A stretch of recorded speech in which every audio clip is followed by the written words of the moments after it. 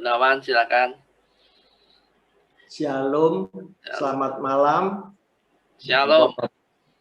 FGB Men, saya sesungguhnya grogi ya di hadapan senior-senior Pak Bernard, Dr. Hendro, Pak Alek, dan lain-lain ya. Tapi baiklah, malam hari ini kita mau sharingkan firman Tuhan. Firman Tuhan yang saya ambil dari perikop Matius 5 ayat 14 sampai 16, yaitu kamu adalah terang dunia. Hal ini adalah saya sesuaikan dengan logo daripada Full Gospel, di mana ada tertulis this banner over us is love. Panjinya atasmu adalah kasih. Ungkapan terang dunia, memang sesungguhnya kita ini bukanlah terang yang sesungguhnya. Kita hanya refleksi atau kita ini seperti cermin yang memantulkan terang kasih Kristus itu. Sebab sesungguhnya yang merupakan sumber terang itu adalah Yesus Kristus sendiri. Seperti di dalam Yohanes 8 ayat 12. Aku adalah terang dunia. Barang siapa mengikut aku, ia tidak berjalan dalam kegelapan, tapi dia mempunyai terang hidup. Dan juga kalau kita lihat di Efesus ya, Efesus 5 ayat 8, dijelaskan bahwa kamu dahulu adalah kegelapan, tapi sekarang kamu adalah terang di dalam Kristus. Artinya bahwa terang yang Tuhan katakan kepada kita sebagai identitas FGB Men itu bukan Tuhan meminta kita mengeluarkan terang dari diri kita. Sebab kalau kita lihat Yesaya 64 ayat 6, kesalahan manusia itu hanya sebagai kain lara. Jadi sekali lagi, kita ini hanya memantulkan terang kasih Kristus. Sebab Yesus itu pada hakikatnya adalah kasih itu sendiri. Bapa di surga yang tidak terlihat, itu harus kita wakili. Kasih Bapa itu kita terapkan, kita sampaikan kepada dunia sekitar, kepada orang-orang dunia, sehingga orang itu bisa merasakan kasih Bapa itu, dan banyak orang datang kepada Kristus, dan nama Bapa di surga dipermuliakan.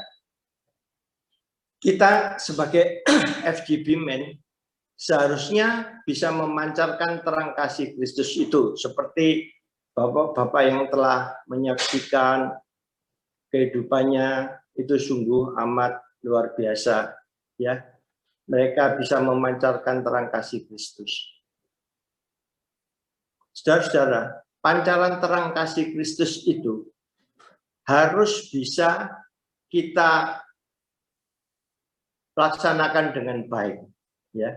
Kita tidak boleh tertutup atau terlena dengan gemerlapnya dunia. Kalau kita umpamakan terang kasih Kristus itu sebagai matahari, kita ini sebagai rembulan, kita hanya memantulkan cahaya itu.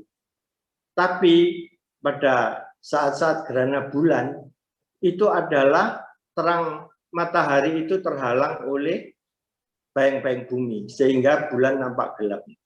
Demikian juga kalau kita sebagai FGB Men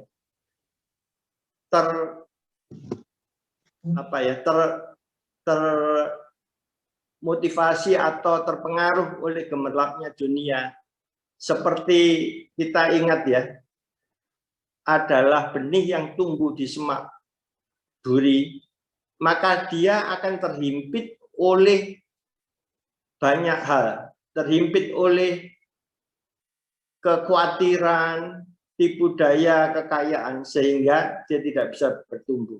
Demikian juga kalau kita FGB Men, kita tertutup atau terpengaruh oleh gemerlapnya dunia, maka terang Kristus itu tidak bisa kita pancarkan kepada dunia ini. Bapak Ibu yang dikasih Bapak-bapak yang dikasih Tuhan, kalau kita lihat ya Matius 5 ayat 14 sampai 16 tadi, itu adalah khotbah di bukit, yaitu ucapan Yesus kepada murid-muridnya.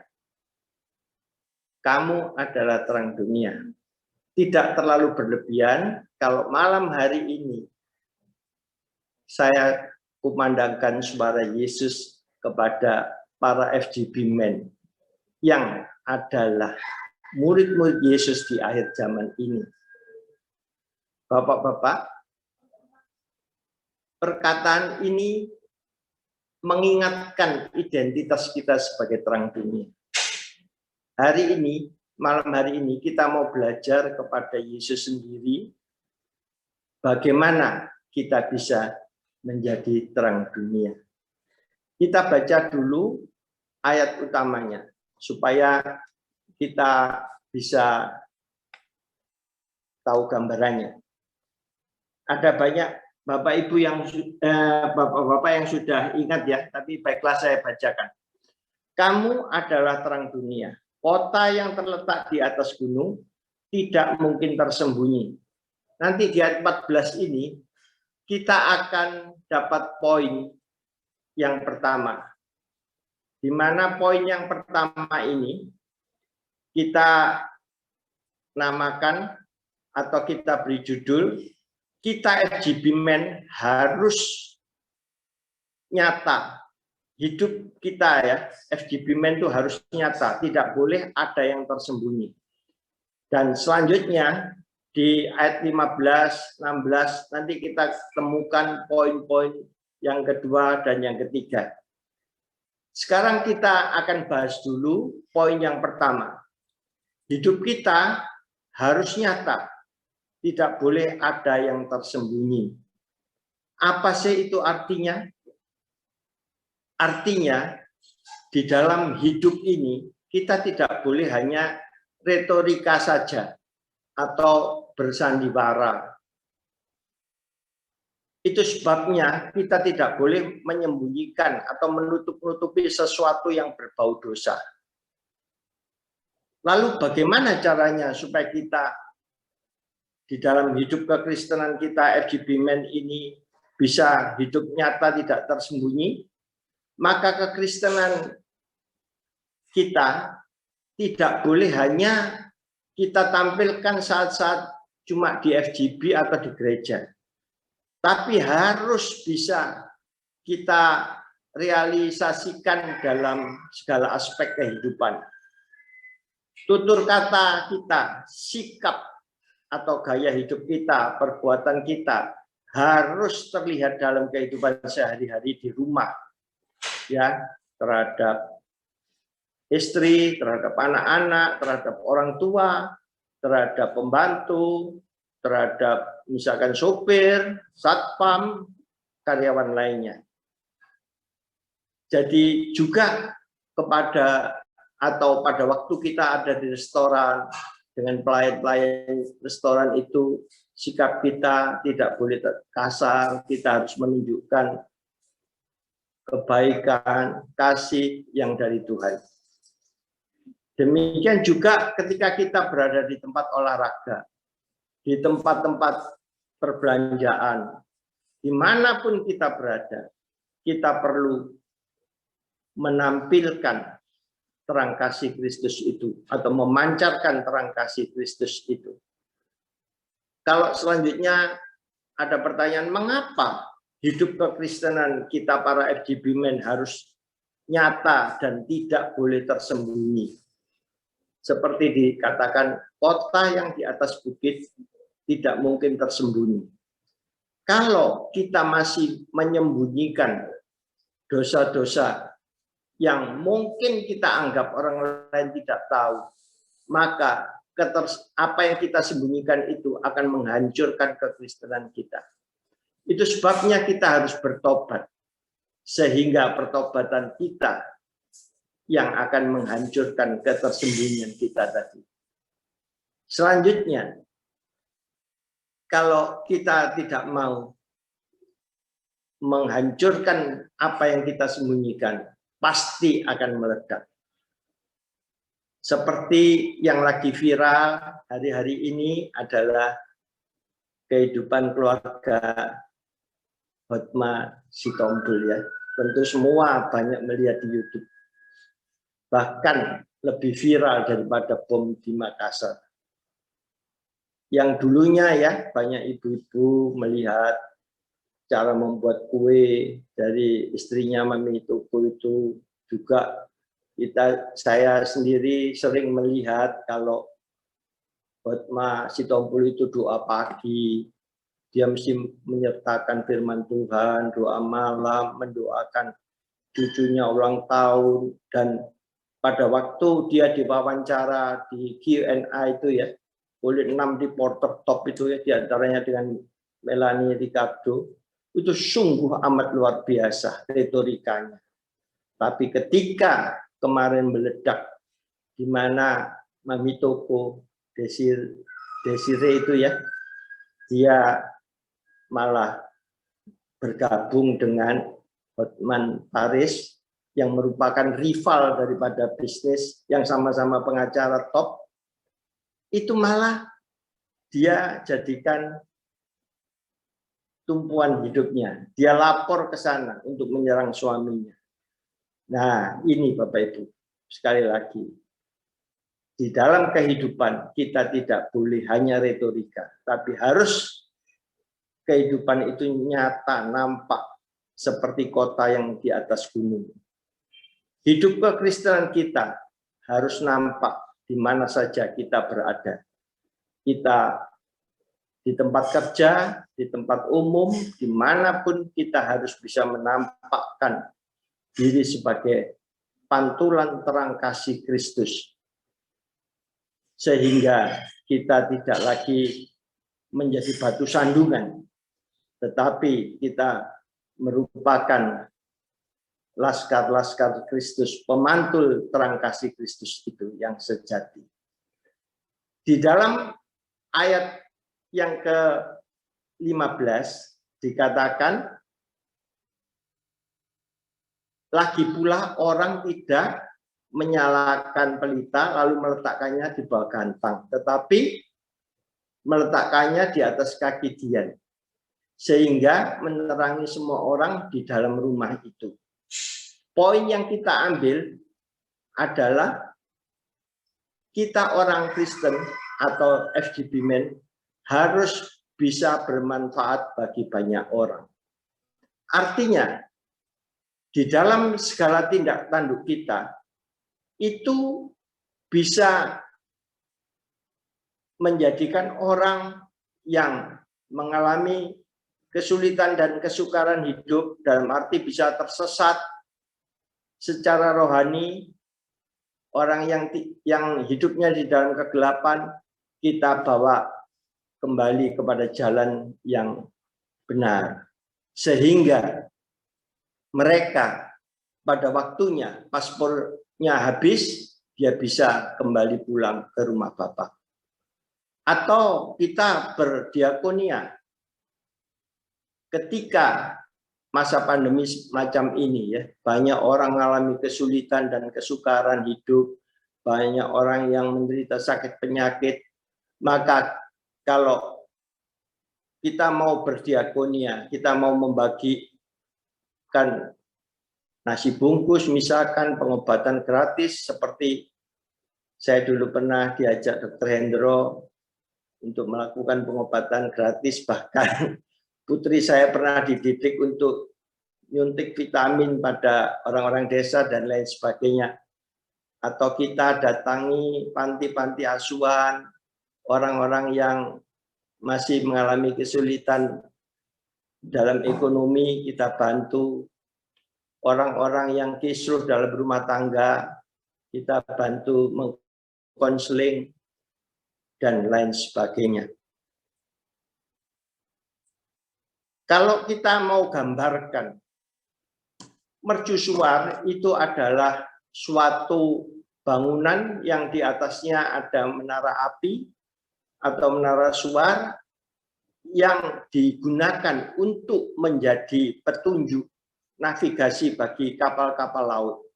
Sehingga kapal-kapal laut itu tidak sampai kandas ya, karena di situ diperingatkan di laut-laut yang dangkal atau ada terumbu-terumbu karang sehingga kapal itu tidak sampai celaka. Atau juga sebagai penuntun, seperti kalau kita lihat ya runway, terutama di malam hari, di mana landasan pacu untuk terbang atau untuk mendarat, kiri kanannya dipasang lampu-lampu yang gemerlap, sehingga pilot dapat melihat dan mengarahkan kemudinya dan tidak sampai melenceng. Demikian juga,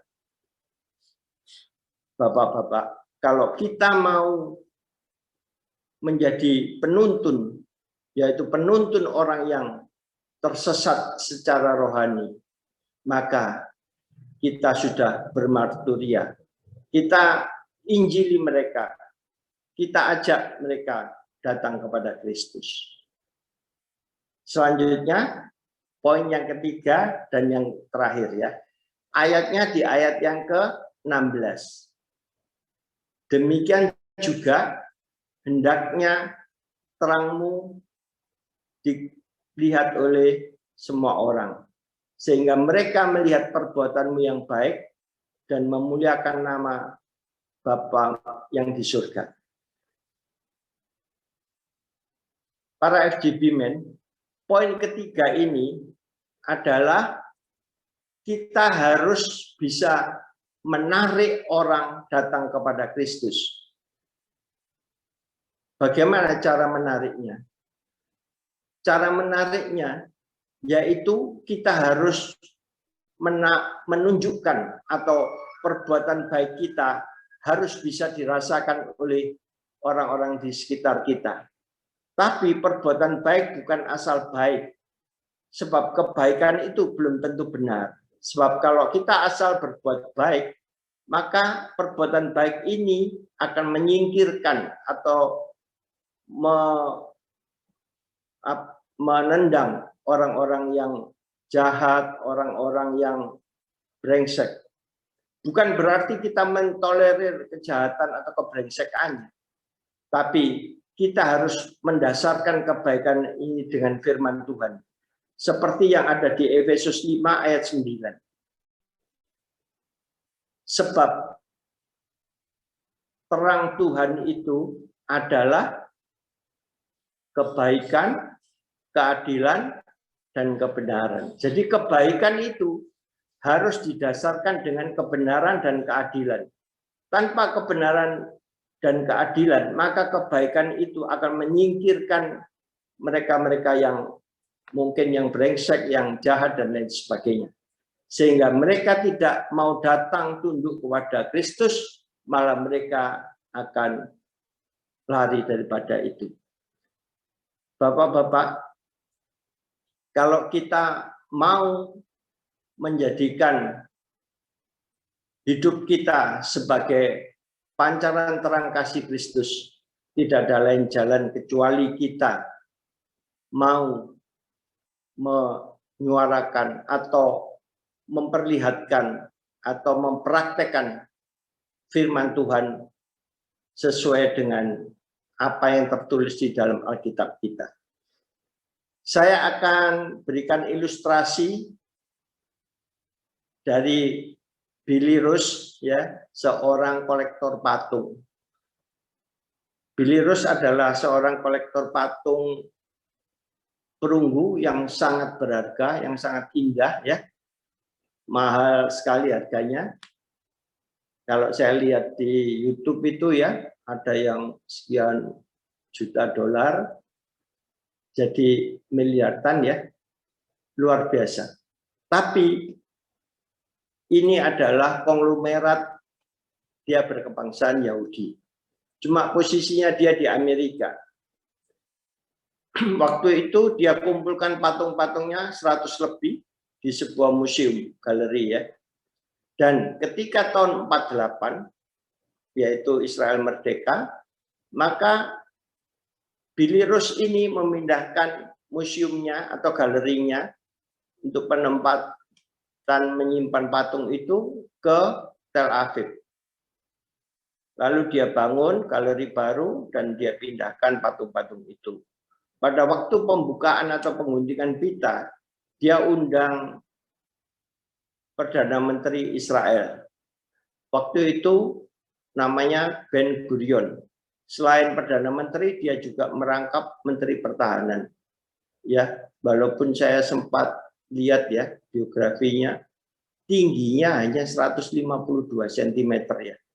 Tapi orang ini orang hebat. Dia menjabat berkali-kali dan dia termasuk orang tokoh pendiri Israel. Bahkan nama lapangan terbang di Israel itu Ben Gurion. Bapak-bapak yang dikasihi Tuhan, singkat cerita, pada waktu acara makan-makan peresmian itu, Ben Gurion datangi Billy Rus dan berkata, Tuan Billy, memang negara kita sudah merdeka, namun masih banyak serangan-serangan dari negara Arab sekitarnya. Kalau suatu saat terjadi serangan frontal, maka patung-patung Bapak disimpan di mana? Saya akan kawal dan sediakan pasukan khusus untuk mengamankan dan menyimpan barang-barang yang sangat berharga dan indah itu. Namun Ben Gurion itu kaget ketika dia mendengar Billy Rus menjawab, kalau negara kita diserang, maka leburlah semua patung perunggu itu dan jadikan peluru.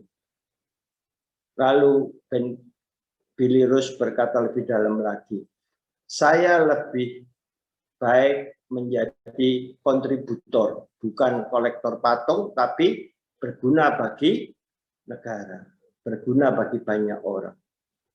Hari ini, kalau Yesus sebagai kebanggaan kita, jangan kita simpan saja di dalam benak kita sebagai milik kebanggaan.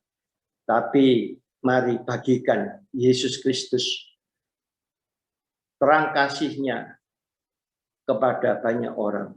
Sehingga banyak orang mau datang kepada Yesus Kristus, bukan karena kebaikan kita, tapi karena dia tahu bahwa Yesus Kristus adalah jalan kebenaran dan hidup. Sehingga banyak orang berdatangan dan banyak jiwa dimenangkan, sehingga Bapa kita di surga dipermuliakan. Kesimpulannya, yang pertama, kita ini, FGB Men ini bukanlah terang itu sendiri, tapi kita hanya alat pemantul terang kasih Kristus. Itu sebabnya kita jangan sampai diseret oleh gemerlapnya dunia, sehingga kita tidak bisa memancarkan terang kasih Kristus itu. Kemudian, kesimpulan yang selanjutnya, kita ini harus bisa menarik banyak orang untuk datang kepada Kristus, supaya banyak jiwa diselamatkan. Dan kita minta Roh Kudus untuk menjelaskan, memperjelas firman ini, supaya kita bisa lebih mengerti. Dan firman ini bukan berlalu dengan sia-sia, tapi firman ini boleh menjadi rema bagi setiap kita. Dan Roh Kuduslah yang nanti bisa memampukan kita semua FGB Men yang mau menjadi pemancar terang kasih Kristus itu. Sehingga banyak jiwa-jiwa berdatangan kepada Kristus, banyak jiwa diselamatkan, nama Yesus ditinggikan, Bapa di surga dipermuliakan. Amin. Tuhan Yesus memberkati FGB Men semua di tempat ini. Haleluya, luar biasa. Kita beri tepuk tangan. Ya, amin. Jadi memang ya, His banner over us is love. Ya, kita ingat lagi, itu bukan sekedar jadi banner, ya, tapi benar-benar kita memancarkan terang Kristus dalam hidup kita. Betul ya Pak Gunawan ya? Iya. Amin, luar biasa. Mungkin Pak Beni, adiknya dikasih komentar dulu. Pak Beni, mana Pak Beni? Shalom Pak Beni. Ciamik Pak Bos, Ciamik. Bos Basani. Oke, saya silakan Pak Bernard, mungkin bisa kita kalau tidak seru kalau nggak ada ini penatua kita Pak Bernard. Ya. Silakan Pak, kasih closing statement. Saya kan sudah jelas ya dari uraian daripada Dr. Insinyur Pak Paulus Gunawan. Dan saat ini saya percaya bahwa kita rindu menjadi terang dunia itu. Jadi terang yang merefleksikan kasih Kristus. Nah, ini tentunya bukan cuma teori, tapi prakteknya itu bagaimana gitu ya. Nah, tentunya juga kadang-kadang kita mengalami hal-hal yang tidak menjadi terang gitu. Nah, ini kita harus perbaiki terus-menerus. Jadi terang dunia itu dikatakan dalam Efesus 5:9 itu berbuah, Saudara. Dikatakan karena terang hanya berbuahkan kebaikan dan keadilan dan kebenaran. Jadi ini paling tidak kalau kita menjadi terang dunia, itu artinya merefleksikan kasih Kristus, itu berbuah gitu, dalam hidupnya sehari-hari itu. Nah, ciri-ciri buahnya itu adalah kebaikan, keadilan, dan kebenaran. Tentu ini merupakan satu paket dengan buah Roh Kudus. Jadi terang dunia, yaitu kita sendiri belajar itu tiap hari makin disempurnakan menjadi refleksi kasih Allah, itu tandanya dia berbuah. Tadi Efesus 5:9 3 hal. Keadilan, kemudian juga keadilan, kebaikan, dan kebenaran. Nah, tentunya merupakan satu paket daripada buah roh itu. Kasih. Jadi kita bisa makin mengasihi istri, makin mengasihi orang lain. Itu nampak itu. Terang itu makin terang, makin kita menjadi berkat, makin berbuah, itu kasihnya itu mesti makin nampak. Kita lihat, kalau kasih kita kepada istri itu sama, atau bahkan berkurang, nah ini artinya terangnya itu mungkin jadi agak terang gitu, saudara. Jadi terangnya itu agak terang gitu. Tapi kalau kita makin hari, makin lama kita bilang, oh kasih saya pada istri saya ini kok makin bertambah, makin bertumbuh, makin tua, kita boleh merasakan kasih yang makin indah, begitu loh. Nah, ini yang membuat kita benar-benar menjadi saksi Kristus itu. Ada kasih, ada sukacita di tengah-tengah persoalan, di tengah-tengah segala yang kita alami. Kok ada sukacita ya? Kenapa? Ada terang itu di dalam kita ini yang berbuah. Dari dalam hatimu akan mengalir aliran air sungai hidup. Itu katakan itu adalah terang itu memancar yang membawa satu sukacita. Demikian juga dengan damai sejahtera di tengah-tengah segala pergumulan hidup ini. Usahakan kita akan alami damai.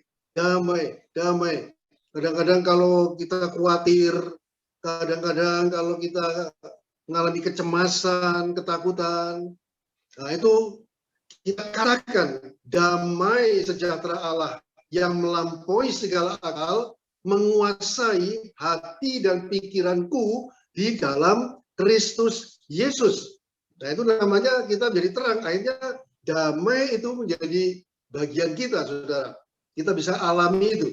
Jadi ada sukacita, ada damai sejahtera. Nah tadi ada kebaikan, kemurahan, kesabaran, kesetiaan, kita makin melihat bahwa orang-orang itu bisa merasakan semuanya, kasih kita, kesetiaan, kemurahan kita, kebaikan, kemudian juga Tuhan memberikan pada kita penguasaan diri, kelemah lembutan. Nah, itu komplitnya ciri-ciri buah daripada terang dunia itu, yaitu merefleksikan kasih Kristus. Tuhan Yesus memberkati.